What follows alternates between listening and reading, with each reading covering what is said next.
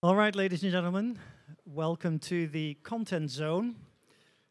I hope you have taken a look here at the wall, because it literally gives you the history of media as we know it today in 7 or 8 easy panels, so that's pretty awesome. Obviously, content is lit, right? Because we're all here. Content is woke. That's why we're here. This is awesome. My name is Martin Albarda. I run a marketing consultancy called Flock Associates. We help marketers with change management. Before that, I worked at the Coca-Cola company and Anheuser-Busch InBev. We're here to talk about content. There's obviously more content in the world today produced on an hourly or minute-by-minute basis than we ever had before in the history of mankind. Some of it is great, some of it is terrible. Some terrible content gets to the top, some great content is completely looked over.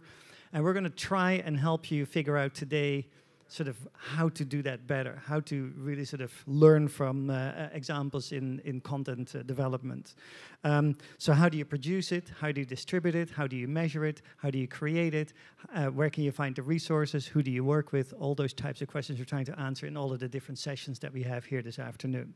So I urge you, if you want to sort of learn all about content, stay here. Obviously, if there's pick and choose sessions, then you can also pick some of the other sessions in the other groups. But let me just tell you, this is the best room there is, so you just want to stay here.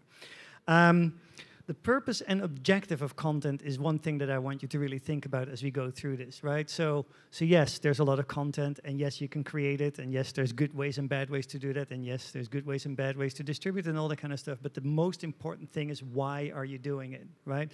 That really, if there's one question that I want you to sort of keep asking yourself as you consider, is content part of my business? Is content part of my distribution strategy? Is content part of how I connect with consumers?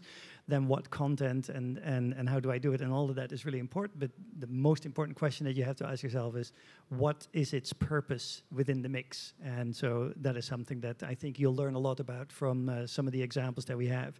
The examples this afternoon come mostly from Latin America, so that's exciting too. And we're going to hear from creators, distributors, producers, planners, advertisers, and suppliers. And so most of them will also take questions, and if there's no time for questions, then there'll be an opportunity to do that afterwards as well. All right, let's dive into the first session. You see the names already here behind me. Big questions, right? Branding versus performance campaigns, the impact of video and transferring dollars from TV to digital. Should I do that? How much should I transfer? Attribution and KPIs, how do I measure it? How do I know it's important? These are the topics that we're going to cover in the first session. We have somebody here from Taboola.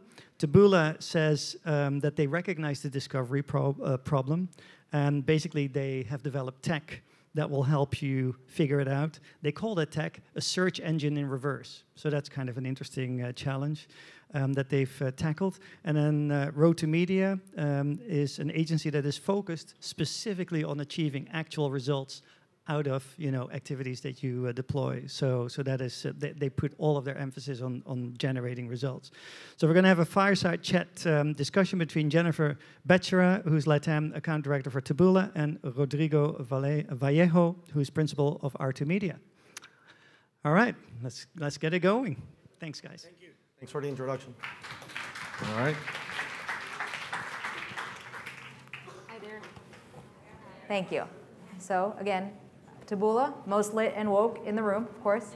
My name is Jennifer Becerra. I work for Taboola. I'm an account director on the Latin American team, also specializing within the U.S. Hispanic market. I have with me our client and friend and partner, Rodrigo Vallejo from Road to Media. Yep, thank you. How are you? Rodrigo, happy to be here with you guys. Road to Media, we're an agency based in Dallas and Bogota. We are pretty much a new agency. We have about a little bit less than 4 years. Been working with a lot of accounts. Thanks God, business has been good so far. And some of the accounts that we're going to talk about today, we have avocados from Mexico here in the U.S., Tabasco, the sauce, Bancopel in Mexico, the Water Conservation District in Texas, in Dallas, and Reunion Tower that we're going to talk about too, among some others. Sure.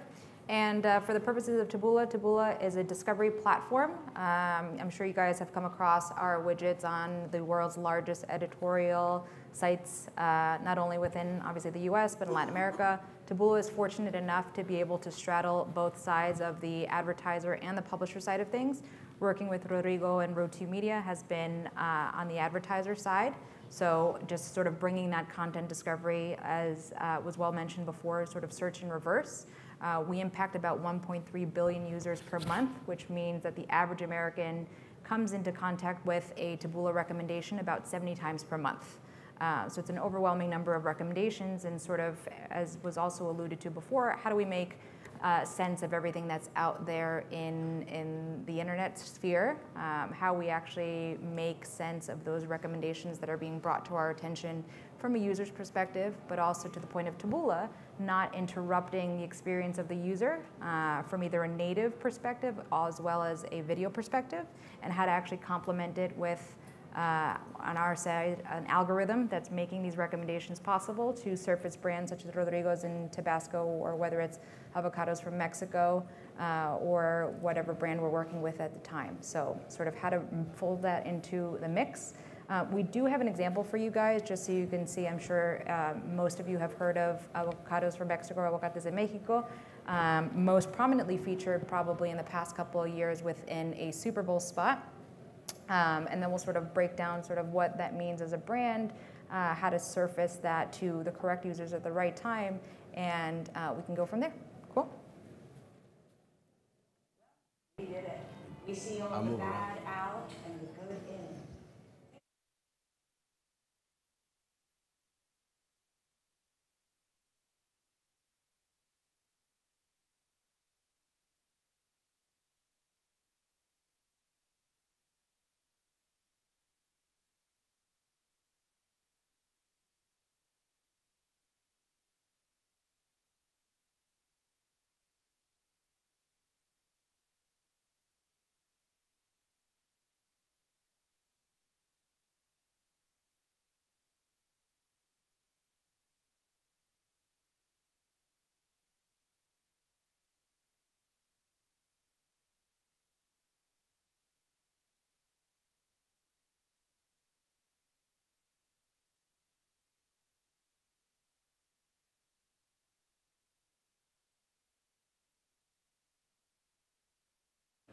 All right.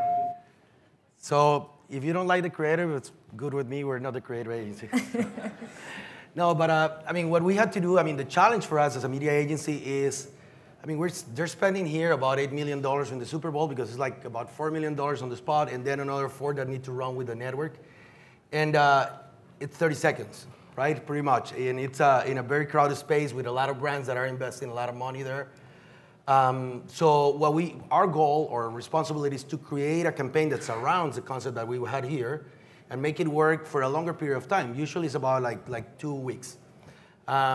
This campaign, what we created is called, we had to come up with a concept on digital that was called Wack World. And the goal was to be the most mentioned brand in the US during the Super Bowl. And we achieved it. I mean, that was really good. You know, last year we had the same goal, and it was also achieved, and it was similar. You know, I mean, it was about a secret society concept, the creative, and we created something that was called Abo Secret, and it's like that. And with that, I mean, we integrated several type of media to achieve that, and one of those was Tabula, pretty much. Perfect. So then that's a great segue into sort of how we're putting something as ubiquitous as a Super Bowl ad, right? Millions and millions of people seeing that and then being impacted by some creative that is thought-provoking and obviously meant to sort of stir in terms of being sticky and having a brand stick with you. That was sticky. But in terms of moving that into the native and the video space, right? Because then that's going to translate into a digital campaign. So going from mass reach of Super Bowl audiences, of being in someone's home, whether it's on screen, to in front of your smartphone, your tablet, your personal computer at work. How does that strategy change for you in terms of going from TV to digital, and then more specifically, native or video advertisement? Yeah. Well, it's as I said, I mean, there's a lot of eyeballs, during the Super Bowl, and a lot of people is looking at the commercials, but there's a lot of noise there. So somehow we need to make sure that those videos get across on a longer period of time. So pretty much like, I want to say like 5 days prior to the Super Bowl, we launched a video in different versions. The one that you saw was a minute-long video. And what we do, depending on the media vehicle that we're going to use, I mean, we cut the videos for 30, 15, and 6 seconds pretty much. We definitely, in the case of a Super Bowl, we can't switch dollars from TV to digital because there is a commitment to be able to get on the Super Bowl. But we included a significant budget for digital videos, and we measure all the results. One of the things that we did, it's mixing or buying skippables and non-skippable videos, to measure the engagement of the people, how long the people was really actually watching the videos, how worked the longer formats compared with the shorter formats, and pretty much increasing the reach that we had with the TV commercial, but on a digital environment. And how much would you say audience is related to sort of how you're planning your strategy and what audiences you're targeting? For the Super Bowl, it's a very open audience. It's that time of the year, specifically for avocados, the target is women, healthy women that like fitness and all that. But for the Super Bowl, it's open. It's the time of the year where we sell more avocados. It's guacamole every day, and everybody eats it there. But for other campaigns that we've done, we usually what we do is we create multiple audiences by different media vehicles. And we measure how they work, they're with different tactics, with contextual targeting, with whitelisting of sites, all the behaviorals, and even now, with the tools that are available here in the U.S., even with a shopper data that we know exactly the people that is actually buying a given product, and we can advertise to them. Great.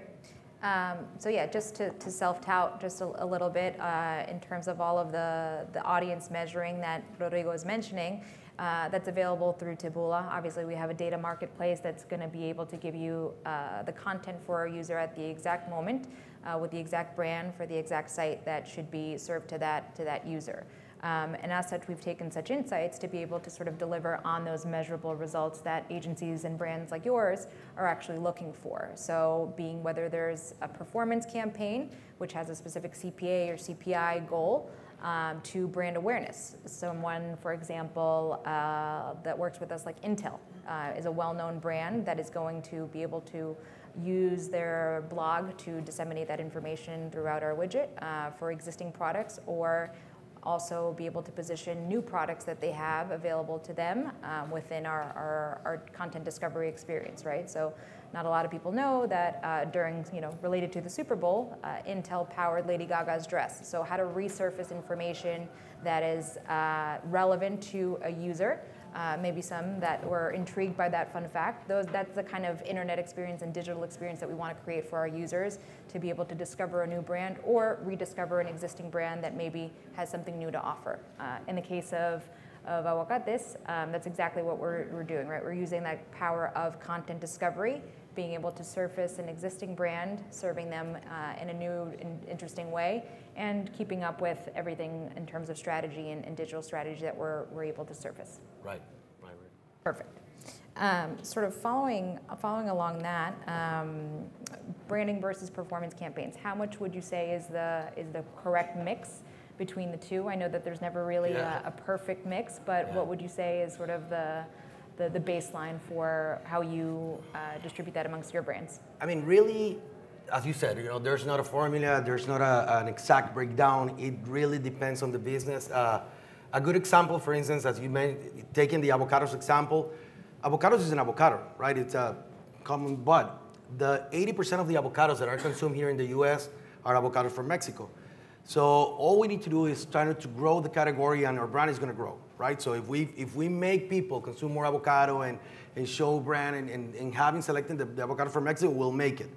But everything that we can produce or the client can produce, they sell it, So it's a matter of keeping up the brand, right? For other brands that we have, like for instance, Tabasco, the hot sauce, it's a different situation. It's a brand that is really well known, it has a really high brand awareness and brand recognition, and it's recognized as a cool brand and all that. But it's all about sales. It's all about generating that sale that happens in the supermarket. It's a long life cycle. It's like a 6 month. In average, people buy like 2 Tabascos a year. So how do you make that?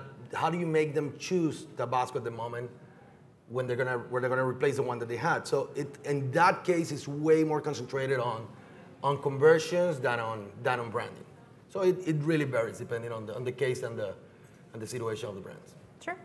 In terms of branding, I would say branding in terms of positioning an existing brand or a new brand is always going to be measured in terms of page views and clicks and CTR, and always having that sort of measurable tactic. I think there is a misconception when it comes to brand awareness that just because it's brand awareness, there doesn't have to be a specific metric that we're measuring with, which is probably not the case in most cases.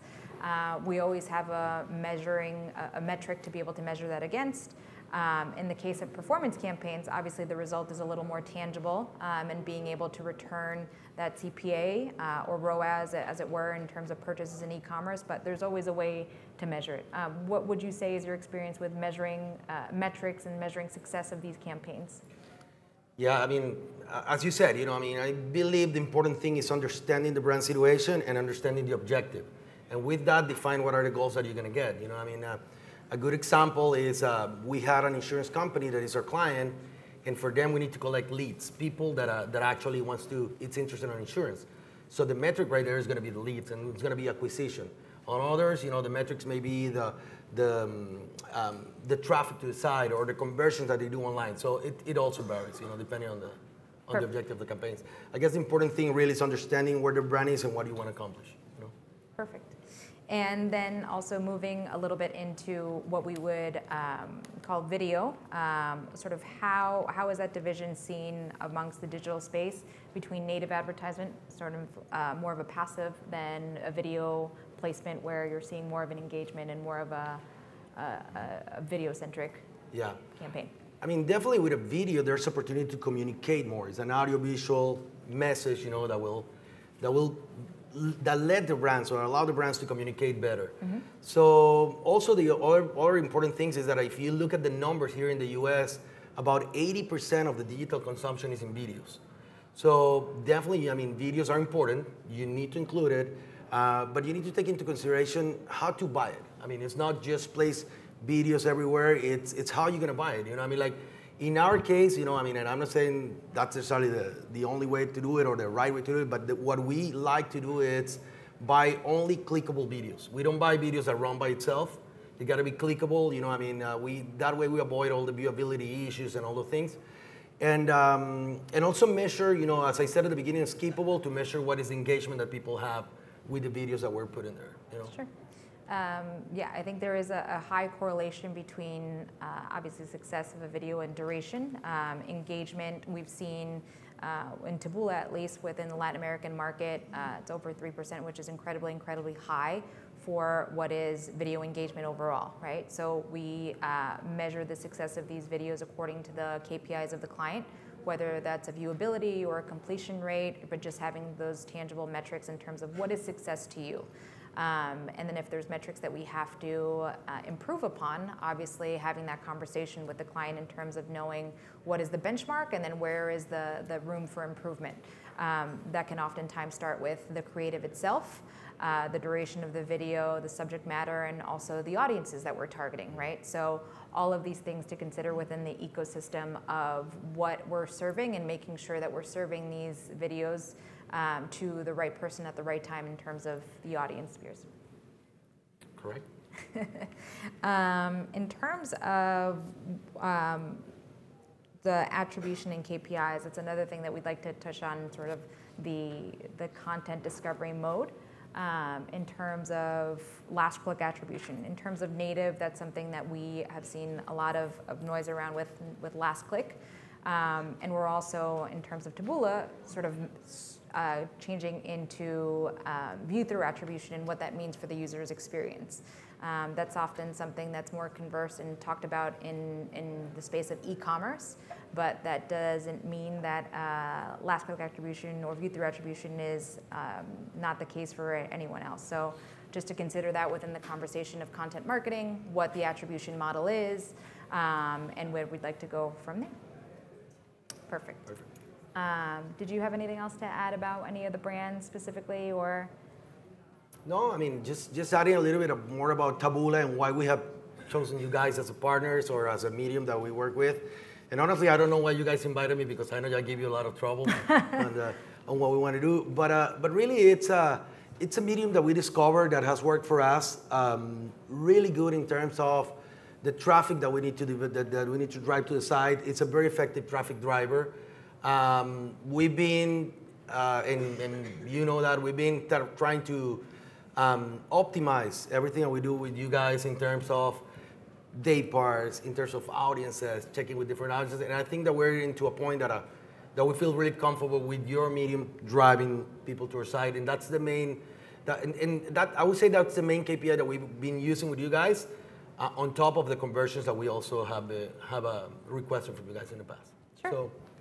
So that's about it. Yeah, I think that in terms of the digital space, and obviously it's content discovery in terms of the subject matter at hand, but Taboola really has redefined what it is to be content. Content can be an article, which is the traditional content sense, right? It's an article that you land on that's 6 paragraphs and you read it top to bottom. If you're a very engaged user, content can also be a landing page for a particular action. It can be a video that you want to see. It can be a gallery of photos. So every brand, whether it's a brand directly, for example, Tabasco or Avocados from Mexico, or every agency has a story to tell in terms of those landing pages and that content, right? What that content is can obviously vary in a million different forms, but driving users to that action, to that page, to that video, to that gallery is always sort of going to be our KPI, with the user intention of discovery, of discovering that process, of discovering that new product, of discovering a new app, of discovering whatever it is that can exist out there for the user. So how to get to that trajectory and sort of steering the digital experience of that user is always going to be the main component. And obviously, the two sides of that coin are branding and awareness, and obviously performance, and sort of all of the different sort of formats that we've measured and we've mentioned here today, such as native and video, are those two that are going to complement that experience. Obviously, one can lend to the other in terms of what is going to be driving that final conversion or that interaction. But in terms of having that user experience be complemented for their journey in terms of what they're doing, represented for the brand as well as the user. Right. Perfect. And in terms of your experience with Taboola, have you heard of reception in terms of how it's also affected other avenues in terms of, let's say, non-digital or complementing an experience somehow? Well, I think that's a really good point. You know, I mean, I think that Taboola becomes one touch point of an overall campaign. I mean, it's rarely we do a campaign that only has one media vehicle or a media channel. So I think it complements really well when you do social media campaigns and you need to add that traffic element, and you need to have more volume going to your site, and you need to, for instance, compare the conversions that you get from social, that you get from banners, or that you get from native advertising content. So I think that the part that is kind of the art here is finding the right balance on how you interact the different channels that you're using for the final common objective. But I want to say that in a lot of our campaigns, it's a really good component. You know. Perfect. And in terms of if you were to have a digital crystal ball in terms of where we're going with either content discovery or digital, or sort of a mix of both in the next 3 to 5 years, what would you say is the next big thing, or where should advertisers and marketers sort of concentrate their efforts? Yeah, that wasn't in the script. We're going off the cuff. Yeah, we're gonna. Well, I mean, there are a lot of things, going on. I mean, there are like a virtual reality is a big thing that potentially is going to work or not. But what happened in the digital world and what we've seen is that it comes big discoveries, right? Like, for instance, programmatic platforms, boom, and it comes and it grow, and everybody's about programmatic, and then the kind of evolving. Nothing against programmatic, but programmatic kind of stops a little bit, and some other technologies come, So it's really hard to tell where we're going to be. What we know, for a fact is that the video, it's a format that is growing. And the other thing that is growing a lot here in the US, I mean, there are about 70 million households already with audio devices, the Alexas, and also, so that's also something that is going to grow, you know, and definitely something that is going to have a lot of presence on the media. You're going to be able to buy your groceries and your things just saying to Alexa what do you want to buy, right? So things like that. So that's happening a lot. The other thing that is growing a lot here, it's all the grocery e-commerce. It's growing really fast, you know, between Amazon and Walmart and Kroger and all that. They're creating their own digital platforms, you know, for grocery e-commerce. So that's another thing that I think is growing. You know? Perfect. Hopefully that's given you guys something in terms of a seed to plant in terms of digital strategy and things. And we did want to open it up to any questions that you guys had. If anybody has any questions regarding anything that was discussed or maybe something different in terms of the vein of content discovery, native, digital, anything? Nope. Come on, ask something. Did they answer all the questions you possibly could have? All right. So I have a question for you, Sure. if I may. Because you've got all this data and all these different clients, are you beginning to see patterns of success and patterns of failure, if you like? So what are ingredients for success from all the work that Taboola has done across all these different clients and businesses? Sure. In terms of failures and successes, I think that there's tendencies and trends that we can note from a vertical perspective. So in working with us, what we really want to become is a solution for advertisers in general. There's things and there's insights that we can provide based on a seasonality perspective, just looking at things holistically from all the data that we span. So we are able to provide some insights in terms of verticals. But obviously, metrics and sort of what the information that our algorithm and our platform are providing are the biggest and the most tangible that we can sort of take and then explore together as partners and then decide what we're going to do with next.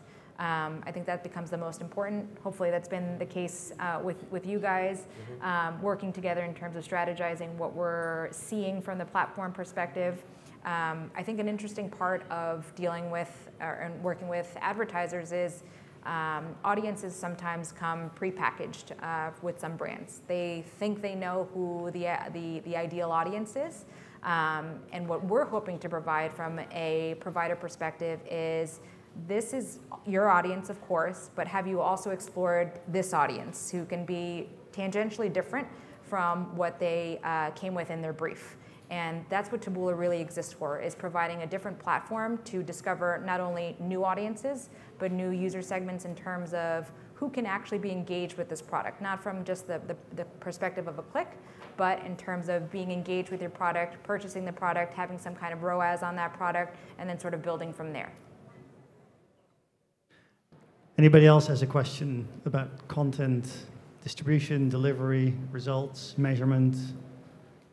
Because I can keep going. I have a question for you, Rodrigo.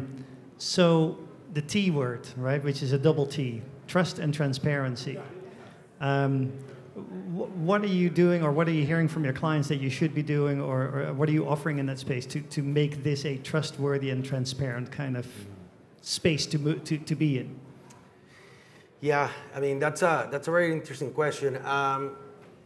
There's a lot of fraud on the industry, as we know. You know, I mean, there's a lot of robots and things clicking here, there, impressions that don't really get to your target. So what we do, you know, I mean, we work with different providers, you know, to check, you know, if our impressions are really working, if are really going to the audience that we're looking for. And most important, I mean, it's the way that we buy it. You know, I mean, we buy results. I mean, I don't remember the last campaign that we bought based on impressions. I think that was like 4 years ago or something like that.